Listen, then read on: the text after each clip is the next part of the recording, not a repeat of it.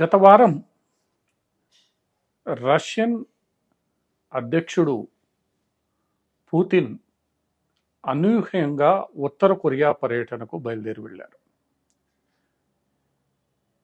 ప్రపంచంలో ఏకాకి దేశంగా పేరు గడించిన ఉత్తర కొరియాకు ఒక రష్యన్ అధినేత వెళ్ళడం గత 25 సంవత్సరాల్లో ఇదే మొదటిసారి. ఉత్తర కొరియాపై ఐక్యరాజ్య సమితి ఆంక్షలు ఎన్నో ఉన్నాయి. ఉత్తర కొరియాతో సంబంధాలు పెట్టుకోవడం అంటే ప్రపంచ దేశాలు ఐక్యరాజ్య సమితి శాంక్షన్లను ధిక్కరించడంతో పాటు పాశ్చాత్య దేశాలకు శత్రువుగా మారడమే. అంతేకాకుండా ఉత్తర కొరియాకు మానవ హక్కుల విషయంలోనూ ఇతరత్ర అణ్వాయుధాలకు సంబంధించి వ్యాప్తి చెందించడంలోనూ మంచి పేరు లేదు. ఉత్తర కొరియా నిరంతరం మిసైళ్లను ప్రయోగిస్తూ అమెరికా, దాని మిత్ర దేశాలైన జపాన్, దక్షిణ కొరియాలను ఎప్పటికప్పుడు కవ్విస్తూనే ఉంటుంది. ఇలా ఉత్తర కొరియా అధ్యక్షునికి ప్రపంచంలో ఒక నియంతగా పేరుంది. ఆ దేశంతో సంబంధాలు పెట్టుకోవడం అంటేనే ప్రపంచ దేశాలు ఇబ్బందికరంగా భావిస్తూ ఉంటాయి. అటువంటి తరుణంలో రష్యా అధ్యక్షుడు స్వయంగా ఉత్తర కొరియా రాజధాని ప్యాంగ్యాంగ్ను సందర్శించి 3 రోజులు అక్కడ గడపడమే కాకుండా ఉత్తర కొరియా, రష్యాల మధ్య పరస్పర అవగాహన ఒప్పందాన్ని చేసుకున్నారు. ఈ ఒప్పందం ప్రకారం ఉత్తర కొరియా మీద ఎవరు దాడి చేసినా, ఉత్తర కొరియాకు ఎవరు ప్రమాదం తలపెట్టినా ఉత్తర కొరియాకు మద్దతుగా రష్యా నిలుస్తుంది. అలానే రష్యాపై ఎవరు దాడి చేసినా, రష్యాకు ఎవరు ప్రమాదం తలపెట్టినా రష్యాకు మద్దతుగా ఉత్తర కొరియా నిలుస్తుంది. ఇది పరస్పర సహకార ఒప్పందం అన్ని రంగాల్లో కూడా.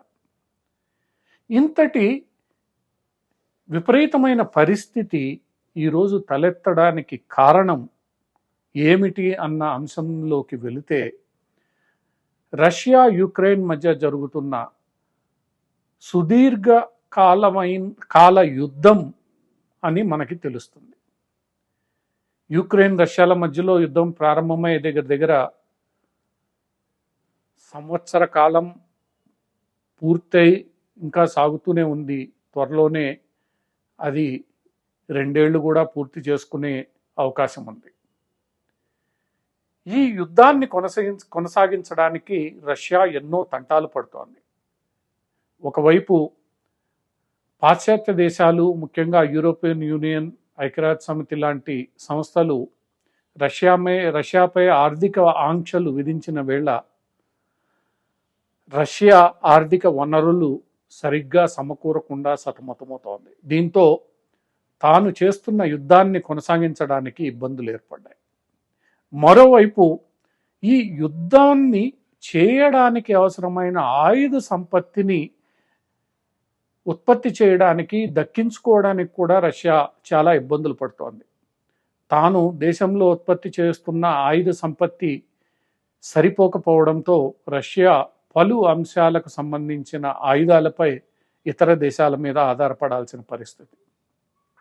ఈ సందర్భంలో ఇప్పటి వరకు రష్యాకు మద్దతుగా నిలిచిన చైనా కూడా ఆయుధ సంపత్తి విషయంలో కొంత వెనకాడుతూనే ఉంది. కొంతమేర ఆయుధాలను ఇస్తున్నా కూడా పూర్తి స్థాయిలో రష్యాకు చేయూత ఇవ్వడం లేదు. దీంతో రష్యాకు యుద్ధాన్ని కొనసాగించడానికి కావలసిన ఆయుధ సంపత్తి కోసం ఉత్తర కొరియా మీద ఆధారపడాల్సిన పరిస్థితి దాపురించింది. ఎందుకంటే ఈ యుద్ధంలో కావలసిన పలు ఆయుధాలను ఉత్తర కొరియా అత్యాధునిక నైపుణ్యంతో తయారు చేసి ఇవ్వగలదు. ఈ పరిస్థితుల్లో తప్పనిసరి రష్యా అధ్యక్షుడు ఉత్తర కొరియాతో సంబంధాలను పునరుద్ధరించుకునే ప్రయత్నం చేశారు. ఉత్తర కొరియాతో పరస్పర అవగాహన ఒప్పందాన్ని చేసుకున్నారు. ఈ ఒప్పందం ప్రకారం ఇప్పుడు ఉత్తర కొరియా నుండి రష్యాకు పలు రకములైన ఆయుధాలు సరఫరా కావడానికి వీలవుతుంది. ఎందుకంటే ఉత్తర కొరియాలో ఆయుధాలను తయారు చేయగల వ్యవస్థ ఇప్పటికీ సురక్షితంగా ఉంది. ఆ వ్యవస్థకు అవసరమైన నిధులు సమకూరిస్తే ఆ వ్యవస్థ ఎంతైనా ఆయుధాలను ఉత్పత్తి చేసి సరఫరా చేయగలదు. దీంతో రష్యాకు కావలసిన ఆయుధాలు లేదా రష్యా ఎదుర్కొంటున్న ఆయుధ కొరత తీరనుంది. ఇది రష్యా అధ్యక్షుడు స్వయంగా ఉత్తర కొరియా వెళ్ళడానికి కారణమైతే దీని ప్రభావం ప్రపంచ రాజకీయాలపై ఒక పెద్ద పరిణామాన్ని సూచించనున్నాయి. ఎందుకంటే ఇప్పటి వరకు ప్రపంచ రాజకీయాలు కోల్డ్ వార్ తర్వాత మల్టీపోలార్ వరల్డ్గా తయారవుతున్న వేళ ఈ యుక్రెయిన్ రష్యా యుద్ధంతో నెమ్మదిగా దేశాలు 3 కుటుంబాలుగా చీలిపోయాయి. ఒకటి అమెరికా మద్దతుతో ఉన్న యూరోపియన్ పాశ్చాత్య దేశాలు, 2 రష్యా, చైనా, ఇప్పుడు ఉత్తర కొరియా, క్యూబా లాంటి దేశాలు, 3 ఈ 2 దేశాలతో మిత్రత్వం కోరుకునే భారత్, ఇరాన్ లాంటి దేశాలు. ఇది మరో ప్రచ్ఛన్న యుద్ధానికి, అంటే మరోమారు కోల్డ్ వార్ ఎరాలో సాగిన ప్రచ్ఛన్న యుద్ధానికి దారి తీయనుందా అంటే అవుననే అనిపిస్తోంది. ఇప్పటికే పలు దేశాల్లోని పాశ్చాత్య దేశాల్లోని నిపుణులు రష్యాను యుద్ధానికి వచ్చేలా అమెరికానే కవ్వించిందని ఆరోపణలు గుప్పించడం ప్రారంభించారు. ఏది ఏమైనప్పటికీ ఉత్తర కొరియాను రష్యా అధ్యక్షుడు సందర్శించడం ప్రపంచ రాజకీయాల్లో పెను మార్పులకు దారితీయనుంది. ఈ మార్పులు భవిష్యత్తులో ప్రపంచ రాజకీయ చిత్రపటాన్ని మార్చే అవకాశం కూడా లేకపోలేదు.